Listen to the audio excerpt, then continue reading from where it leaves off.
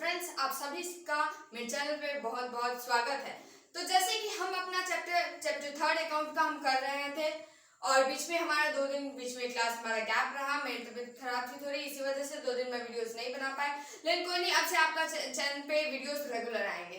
तो जैसे कि हम कर रहे थे चैप्टर 3 अपना अकाउंट्स का, तो हम उसी के साथ अपना क्लास स्टार्ट करते हैं। तो हमारा चैप्टर 3 क्या था? इश्यू ऑफ डिवेंचर, ऋण पत्रों का निगमन। तो जैसे कि एक और बात, कुछ बच्चों से पता चला है कि यहाँ पे हिंदी में प्रॉब्लम आ रही है, बच्चों को हिंदी में समझ में, हिंदी वाले बच्चे नहीं समझ पा रहे थे। तो इट्स ओके, अब से हम था ये कि मैं खुद बिहार बोर्ड से ही मैं हूँ, बट मैंने जो है, चलिए तो मैं आपको अपना थोड़ा सा बैकग्राउंड थोड़ा सा पीछे का बता देती हूँ। तो मैंने अपना 10th किया सीबीएसई बोर्ड से एंड देन मैंने बिहार बोर्ड से अपना 11th 12th किया। ठीक है, तो मैं थी बिहार बोर्ड से ही, बट था कि मैंने इंग्लिश मीडियम रखा था, इसीलिए मैं इंग्लिश में मेरा बेस है, तो इंग्लिश में ज़्यादा मेरे को मतलब अच्छे से हो पाता है। लेकिन हिंदी में कोई नहीं, इतना तो है नहीं, हमारी मातृभाषा हिंदी है तो हिंदी तो आएगी, बोली तो हिंदी आती है, तो हम हिंदी में भी आराम से समझा सकते हैं। मैं ट्राई करूंगी आप लोगों को ज़्यादा से ज़्यादा बेटर, और धीरे धीरे समझ में आपको भी आ ही जाएगा, हम भी थोड़ा सीख ही लेंगे। तो चलिए, तो हम स्टार्ट करते हैं हिंदी के साथ, हिंदी और इंग्लिश के साथ अपना नया चैप्टर का एक पार्ट हो चुका था, जिसमें हमने बात किया था डिवेंचर, ऋण पत्र के मीनिंग के बारे में, क्या होता है, उसके बाद उसके फीचर्स हमने जान लिए थे। तो आज हम थोड़ा सा पीछे का रिकॉल कर लेते हैं, उसके बाद हम आगे बढ़ेंगे। तो हमने क्या पढ़ा था? ऋण पत्र क्या होता है, डिवेंचर क्या होता है। तो देखो बच्चों, होता क्या है ना, कंपनी कोई भी कंपनी खोलती है तो उसको कैपिटल की जरूरत होती है। हाँ, तो कैपिटल के लिए ना वो लोन लेते हैं। कभी कभी जो है कंपनी जो है लोन लेती है बैंक से, कंपनी बैंक से, और कभी कभी पब्लिक से।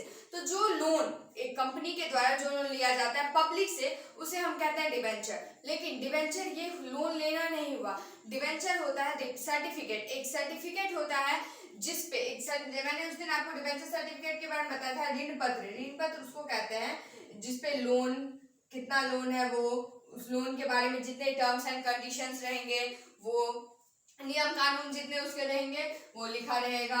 उसके बाद जिसने लिया उसका नाम और मतलब कंपनी का कॉमन सील, मोहर ये सब कुछ रहता है, उसे कहता है डिवेंचर, और इसी को कहता है ऋण पत्र। ठीक है, तो हिंदी में हम देख लेते हैं। एक तरह का लोन है डिवेंचर, एक तरह का लोन है जिसे कंपनियां पब्लिक से लेती है, पब्लिक से जो कंपनियां लोन लेती है उसे कहते हैं डिवेंचर और इधर ऋण पत्र। ठीक है, तो यहाँ तक समझने में तो कोई प्रॉब्लम नहीं होगा।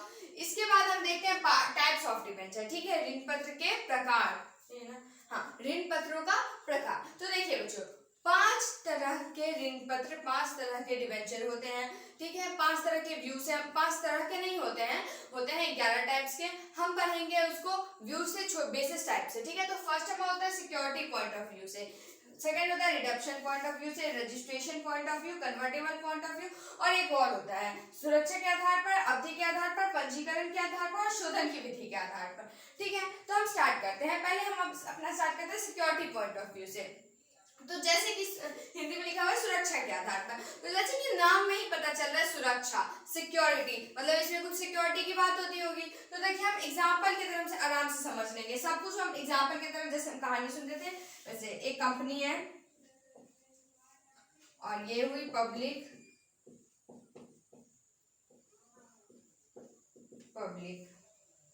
ठीक, पब्लिक ने कंपनी को लोन दिया और इधर से भी पब्लिक ने कंपनी को लोन दिया। ठीक, अब यहाँ पे क्या हुआ, पब्लिक ने कंपनी को लोन तो दे दिया, कंपनी ने इन पब्लिक को कुछ सिक्योर्ड बेस पे कुछ एसेट्स दे दिए, कि ये लो, ये तब तक तुम रखो और जब मैं तुम्हारा लोन चुकाऊंगा तब तुम मुझे ये एसेट्स दे देना। ठीक है, एसेट्स दे दिए मतलब कुछ सामान दे दिए। ठीक है, यहाँ से कुछ उसने अपना कीमती सामान, जैसे कि बहुत बार आपने टीवी फिल्म वगैरह में देखा होगा, किसी को पैसे की जरूरत होती है तो वो सोने की दुकान पे जाता है और अपना सोना दे देता है और बोलता है अब तब तक मुझे पैसे दे दो, और फिर जब वो लेने आता है तो उसके पैसे देके, मतलब ये समझ गए होंगे मैं क्या कहना चाहती हूँ। तो इसी तरीके से इसमें है, इसको रिलेट करके थोड़ा समझिए कि पब्लिक ने कंपनी को लोन दिया, ठीक, कंपनी ने उनको एसेट्स दिया, और ये एसेट्स किस लिए दिए? सिक्योरिटी के लिए, सुरक्षा के लिए दिए ना। सुरक्षा मतलब इससे पब्लिक का जो लोन है, पब्लिक का जो पैसा है, वो सुरक्षित है, तभी तो हम समझेंगे कि सुरक्षित है। नहीं तो माइंड में तो ये भी आ सकता है कि कंपनी अगर ना दी तो कंपनी अगर दोगलाबाज बन गई, नहीं दी कंपनी, तो हम क्या करेंगे? तो इसी के लिए एक सुरक्षा के लिए एक रक्षित इसको कहते हैं रक्षित ऋण पत्र, ठीक है। सिक्योर्ड डिबेंचर, इसको फर्स्ट होता है सिक्योर्ड डिबेंचर, जिसको कहते हैं रक्षित ऋण पत्र, ठीक है। तो रक्षित ऋण पत्र यही हो गया, मतलब जो अगर लोन के हमारे पैसों के बदले में अगर हमारे पास कुछ एसेट्स, हमारे पास कुछ सुरक्षा के लिए कुछ है, हमारा जो पैसे हैं वो रक्षित है, तो उसको क्या कहेंगे? रक्षित ऋण पत्र कहेंगे, सिक्योर्ड लोन, ठीक है। सेकंड होता है अनसिक्योर्ड लोन। अब इधर देखिए, ये तो फर्स्ट केस था, ठीक है। सेकंड केस में क्या है? पब्लिक ने लोन तो दे दिया, पब्लिक ने लोन दिया कंपनी को, लेकिन कंपनी ने इसको कुछ नहीं दिया उसके बदले, कंपनी ने उसको कुछ नहीं दिया इसके बदले, तो ये अनसिक्योर्ड, अरक्षित हुआ। अगर कंपनी बाद में जाके कंपनी मतलब नहीं हो पाया, कंपनी नहीं चल पाया, कंपनी बंद हो गया, तो हमारे पैसे तो नहीं आ सकेंगे। एक टाइम के लिए एग्जांपल लेते हैं कि अगर कंपनी का जो मालिक है, जो भी है, वो वफादार ना निकला, ठीक, वो बोला अब तो हमने कब तुम्हारे से पैसे लिए, कब लिए, क्या लिए, मतलब अगर वो ऐसा कुछ कह के बहानेबाजी बना के हट गया, तब तो हमारे पैसे गए। लेकिन अगर हमारे पास रक्षित के लिए, सुरक्षा के लिए कुछ रहेंगे, तब तो हम कह सकते हैं तो हमारे पैसे डूबे नहीं ना भाई, हमारे पास भी तो तुम्हारे सामान है, ठीक है, जाओ रख लो, है ना। तो ये समझ में आ गया होगा, सिक्योर्ड डिबेंचर या अनसिक्योर्ड डिबेंचर, रक्षित ऋण पत्र और अरक्षित ऋण पत्र। यहाँ तक समझने में कोई प्रॉब्लम नहीं हुआ होगा। उसके बाद देखते हैं रिडीमेबल और इनरिडीमेबल। रिडेम्पशन पॉइंट ऑफ व्यू, अवधि के आधार पर, क्या है? अवधि के आधार पर। देखिए जैसे कि हमने ये पढ़ा, अब अवधि के आधार पर पढ़ लेंगे, देखते हैं। अवधि के तरह, जैसे अवधि लिखा हुआ है, तो आपको ये चीज समझ में आ रहा होगा कि अवधि का मतलब टाइम, अवधि का मतलब टाइम ही होता है, टाइम होता है ना अवधि का मतलब। टाइम मतलब कितने टाइम पे देंगे, कितने, अगर हम इसके एग्जांपल की तरह समझ लेते हैं। चलिए, ये हो गई कंपनी,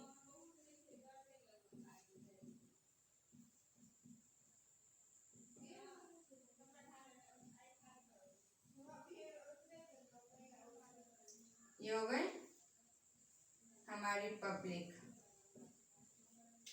अब सेम, पब्लिक ने कंपनी को लोन दिया, सेकंड केस में, ये फर्स्ट केस, ये सेकंड केस, इसमें भी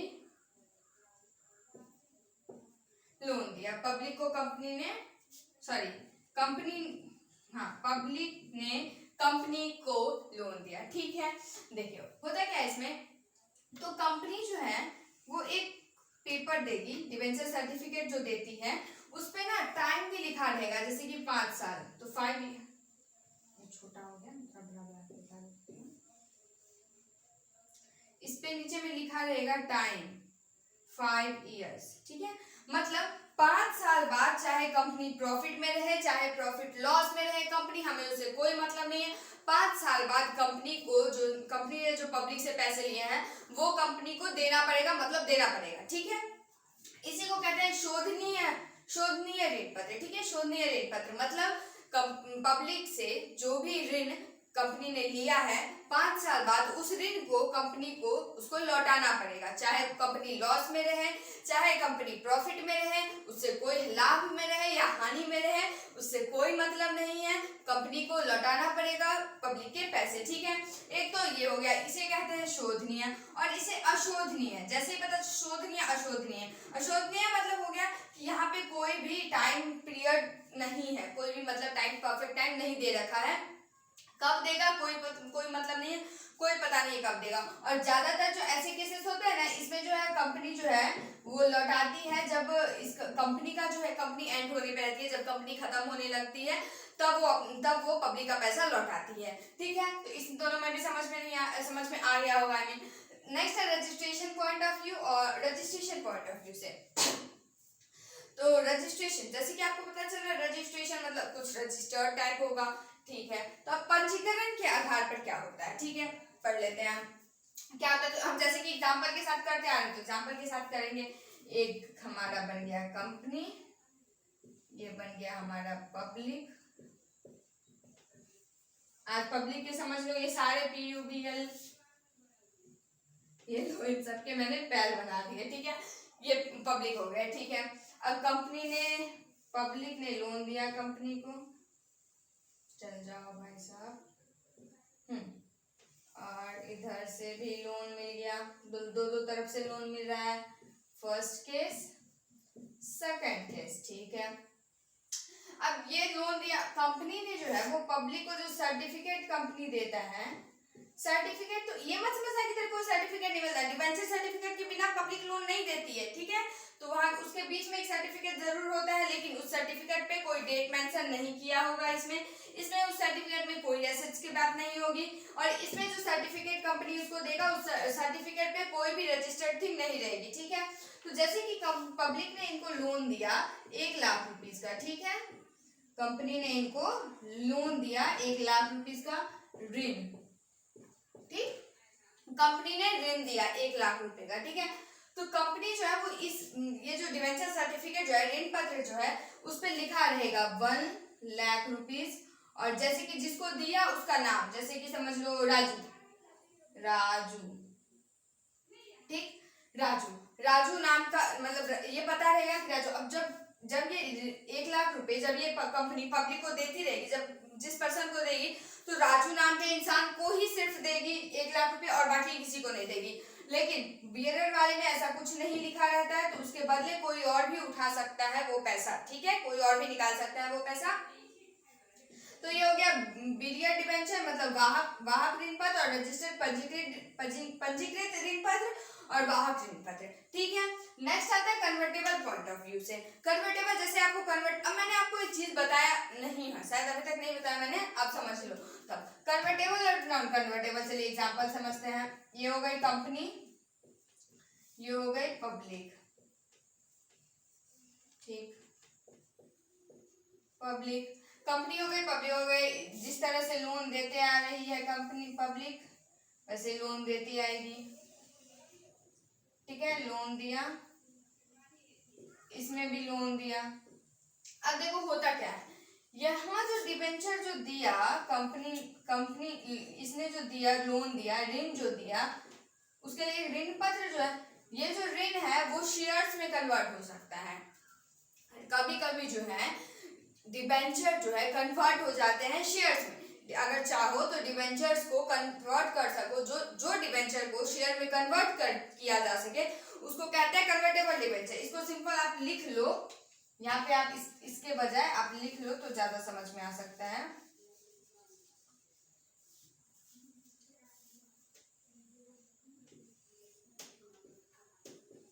debenture that can be converted into shares,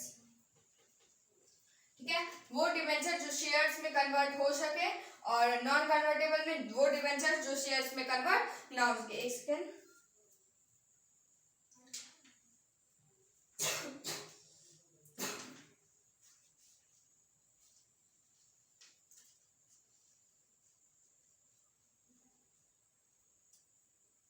या तो debentures that can be converted into shares, इसको हिंदी में लिख लेंगे ऋण पत्र जो कि एक अवधि के बाद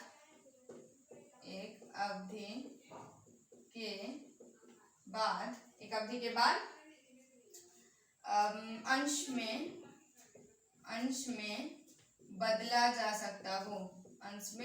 जा सकता हो, ठीक है। तो ये यहाँ तक तो आपको समझ में आ गया। नॉन कन्वर्टेबल डिबेंचर्स, वो डिबेंचर्स जिसको हम कन्वर्ट नहीं कर सकते शेयर्स में, हिंदी में वो ऋण पत्र जो एक अवधि के बाद अंश में ना बदला जा सके, उसको कहेंगे नॉन कन्वर्टेबल डिबेंचर्स, ठीक है। तो यहाँ पे हमारे कंप्लीट हो गए टाइप्स ऑफ डिबेंचर। इसके बाद एक और है जीरो कूपन बॉन्ड, जिसको मैं ऊपर में बता रही हूँ, ठीक है। जिस जीरो कूपन बॉन्ड, दिख रहा होगा कि नहीं दिख रहा होगा पता नहीं, जीरो कूपन बॉन्ड, ठीक है, नाम से आप समझ लीजिए। इसमें होता क्या है, कंपनी जो है वो इंटरेस्ट नहीं देती है, कंपनी जो पब्लिक से जो लोन लेती है उस पर इंटरेस्ट नहीं देती है। इधर मैं करती हूँ क्योंकि उधर शायद दिख नहीं रहा होगा, मैं इधर करके आपको दिखा देती हूँ, ठीक है। कंपनी जो है पब्लिक से लोन लेती है, लोन लेगा, लेकिन यहाँ पे जो लौटाएगी पैसा तो इंटरेस्ट नहीं देगी, इंटरेस्ट नहीं देती है, लेकिन बहुत ज्यादा डिस्काउंट दे के लोन लेती है या फिर बहुत ज्यादा डिस्काउंट दे के पैसा देती है, ये समझ लीजिए। ठीक है, तो ये हो गया जीरो कूपन बॉन्ड, जो कि उतना ज्यादा इंपॉर्टेंट नहीं रहता है। जीरो कूपन बॉन्ड कहीं भी क्वेश्चंस आते हैं आपको यहाँ इस चारों से आएंगे, और एग्जाम पॉइंट ऑफ व्यू से ये आपको बहुत बार पूछ लिया जाता है कि right the types of debenture, ऋण पत्रों के प्रकारों को लिखिए। ठीक है, तो आपको यहाँ ये अगर आप इस तरीके से सिक्योरिटी पॉइंट ऑफ व्यू सुरक्षा के आधार पर डाल के फिर 2 लिखें, सिक्योर्ड, रक्षित और रक्षित, तो ये सब लिखेंगे तो आपको 5 आउट ऑफ 5 जो आना कोई काट नहीं सकता, कोई भी एग्जामिनर नहीं काट सकता। ठीक है, तो इसी के साथ हम आज के लिए इतना ही। अब आगे क्लास हम करेंगे, तब तक के लिए bye bye, God bless you. आराम से रहिए, खुश रहिए, सुरक्षित रहिए, घर पे रहिए, पढ़िए लिखिए, बस। Have a nice day.